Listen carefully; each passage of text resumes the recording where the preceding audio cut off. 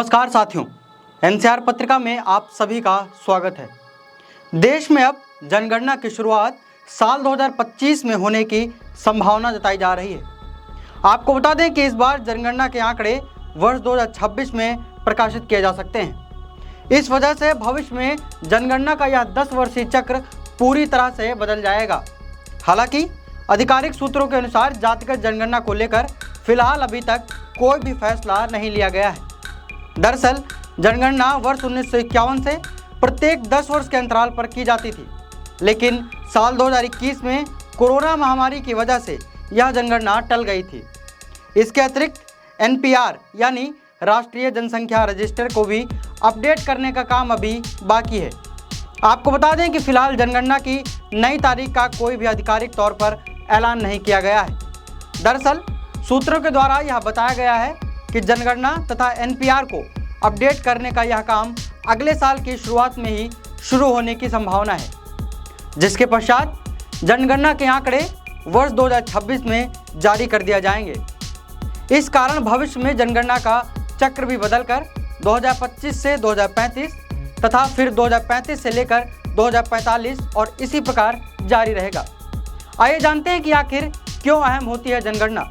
दरअसल जनगणना के सभी आंकड़े सरकार के लिए नीति बनाने तथा उन पर अमल करने के साथ ही देश के संसाधनों का एक समान वितरण भी सुनिश्चित करने के लिए बेहद अहम हो जाते हैं। इससे न केवल जनसंख्या बल्कि जनसांख्यिकी तथा आर्थिक स्थिति पर भी कई अहम पहलुओं का पता चलता है।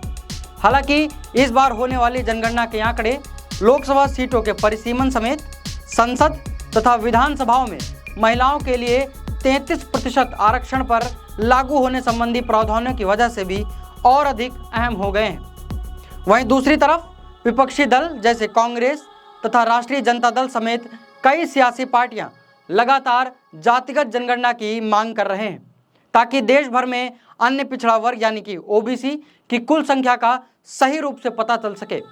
वहीं एक सूत्र के द्वारा यह कहा गया है कि सरकार के द्वारा अभी तक जाति जनगणना पर कोई भी फैसला नहीं लिया गया है। दरअसल सरकारी सूत्र के अनुसार जाति जनगणना को विपक्ष के द्वारा भले ही एक बड़ा मुद्दा बनाया गया है तथा सरकार के कई सहयोगी दल भी इसके हिमायती हैं, लेकिन फिर भी सहयोगी दलों का वर्तमान सरकार पर ऐसा करने का कोई भी बड़ा दबाव नहीं दिख रहा है। हालांकि संघ के द्वारा आंकड़े प्रकाशित नहीं करने की शर्त पर इसकी सहमति दी गई है। वहीं दूसरी तरफ सरकार की सबसे बड़ी सहयोगी यानी टीडीपी के द्वारा भी जाति जनगणना के ही जवाब में कौशल जनगणना का एक नया विचार सामने रखा गया है, जो रोजगार के अवसर प्रदान करने पर केंद्रित है।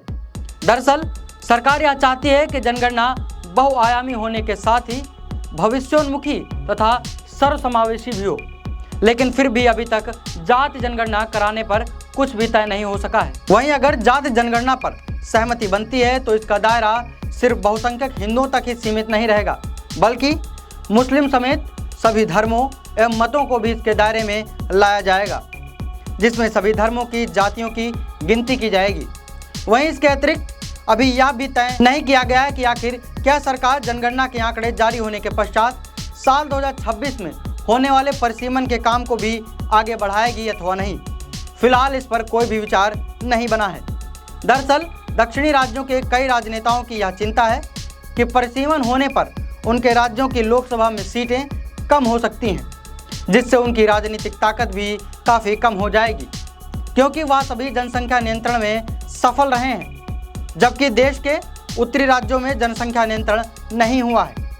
आपको बता दें कि संविधान के अनुच्छेद 82 के अनुसार लोकसभा में प्रत्येक राज्य के प्रतिनिधियों की संख्या को निर्धारित करने के लिए कोई भी पुनर्गठन साल 2026 के पश्चात होने वाली पहली जनगणना तथा उसके नतीजों के प्रकाशन पर ही निर्भर करेगा। इसका मतलब यह हुआ कि यदि जनगणना 2025 में कराई जाती है तथा उसके नतीजे साल 2026 में प्रकाशित होते हैं तो इसके आधार पर अभी परिसीमन नहीं किया जा सकता है।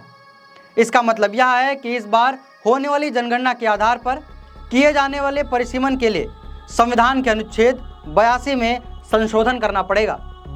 आपको बता दें कि मौजूदा समय में भी लोकसभा में सभी राज्यों का प्रतिनिधित्व साल 1971 की जनगणना पर ही आधारित है। वहीं जनगणना की यह प्रक्रिया साल 2026 में पूरी होने एवं इसके रिपोर्ट प्रकाशित होने के तुरंत बाद ही सरकार की तरफ से लोकसभा सीटों की भी परिसीमन प्रक्रिया शुरू कर दी जाएगी। दरअसल सरकार इस परिसीमन की पूरी कवायद को वर्ष 2028 तक पूरी कर लेना चाहती है, क्योंकि इसके पश्चात होने वाले अगले लोकसभा चुनाव में सीटों की संख्या को 33% बढ़ाकर महिला आरक्षण का फायदा दिया जा सकेगा। महापंजीयक, रजिस्ट्रार जनरल तथा जनगणना आयुक्त के कार्यालय के द्वारा जनगणना के दौरान पूछे जाने वाले लगभग 31 सवालों को तैयार किया गया है, जिनमें कुछ मुख्य हैं, जैसे कि क्या परिवार का मुखिया अनुसूचित जाति, अनुसूचित जनजाति का है अथवा महिला या पुरुष से संबंधित है। वहीं परिवार में कुल कितने लोग रहते हैं तथा घर में कुल कितने कमरे तथा क्या परिवार के पास कोई टेलीफोन, इंटरनेट अथवा वाहन जैसी सुविधा भी उपलब्ध हैं। ऐसे अन्य कई सवाल भी मौजूद रहेंगे। आपको बता दें कि भारत में हर साल 10 वर्ष पर जनगणना की जाती है। सबसे पहली जनगणना साल 1872 में लॉर्ड मेयो के समय हुई थी, जबकि साल 1881 में पहली विधिवत जनगणना की शुरुआत हुई थी। तब से ही प्रत्येक 10 वर्ष पर यह जनगणना कराई जाती है। वहीं साल 1941 में आज़ादी मिलने के पश्चात पहली जनगणना 1951 में हुई थी तथा अंतिम जनगणना साल 2011 में कराई गई थी। आंकड़ों के मुताबिक साल 2011 में भारत की जनसंख्या 121 करोड़ थी। वहीं लिंगानुपात की बात करें तो यह 940 महिलाएं प्रति 1000 पुरुषों पर थी। इसके साथ ही भारत की साक्षरता दर 74.04% थी। जनगणना अगले वर्ष होने की खबरें सामने आने के पश्चात कांग्रेस के द्वारा इस पर सर्वदलीय बैठक बुलाने की मांग की गई है।